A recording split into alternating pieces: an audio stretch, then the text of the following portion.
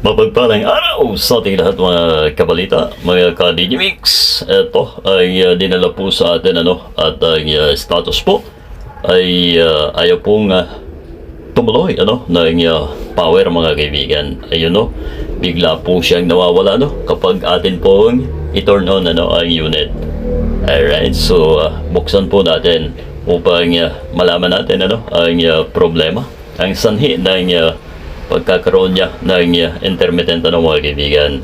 Ayun, sa mga makakapanood po ng ating video na ito, mangyari lamang po na paki-like at share and kung mamarapatin po ay pasubscribe na rin po mga kaibigan. Malaking tulong na po sa ating channel yon. Okay, so ito na po. Medyo mahirap buksan yung ganitong mga unit kumpara po natin doon sa mga 32 pataas. Ito po ang ating mga board. Ayan, nakikita na po natin ayun may namataan po agad tayo na hindi na tama ang hugis. Ayun mga kaibigan, yung tatlong capacitor ay talagang putok na po.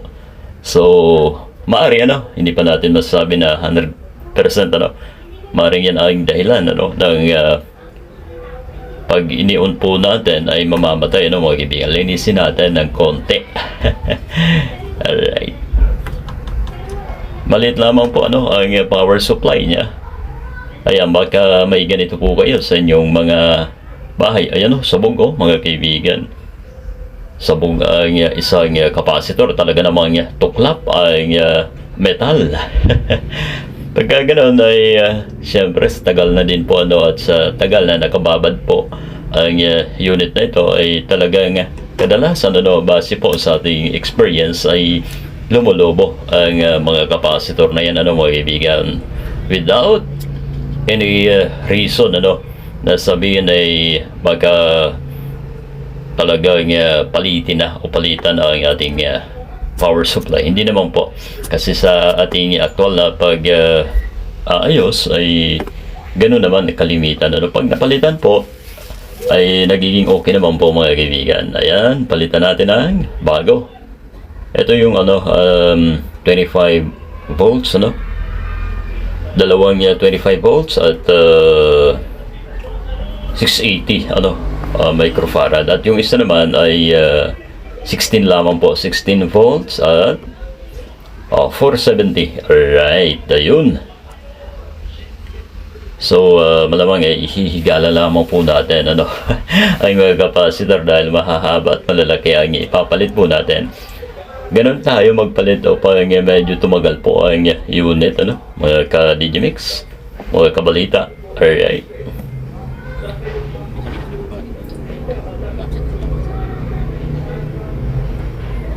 ayun, habang tayo ay naghihinang, ayan, pa-follow na rin po sa ating FB Reels ay Bal Jacob po ay vegan. Ganon din po ang mga content natin doon, pero syempre short feed lamang po yun Okay, maraming salamat po sa inyong patuloy na pagtitiwala sa ating channel na ito mga kaibigan. Ayun yung tatlong pinalitan po natin mga ka-Digimix. Talagang putok yung isa ay kabit na natin upang syempre matest natin ng may screen para makita natin kung talagang may pagbabago syempre sa ating ginawang ito mga kaibigan. Alright,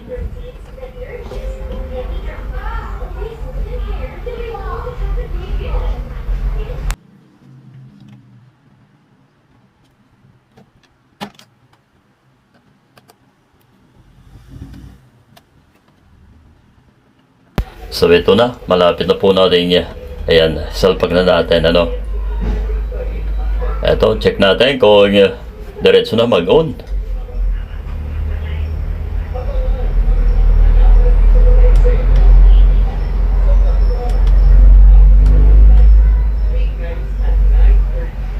Ayun, meron na mga kaibigan mga ka-Digimix, mga kabalita.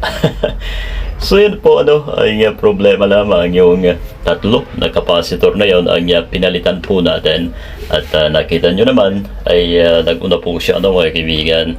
Alright, ilagay na po natin ang kanyang takip upang matest natin ang kompleto, ano, yung may picture po tayo na makikita, no? Alright, so ito na po.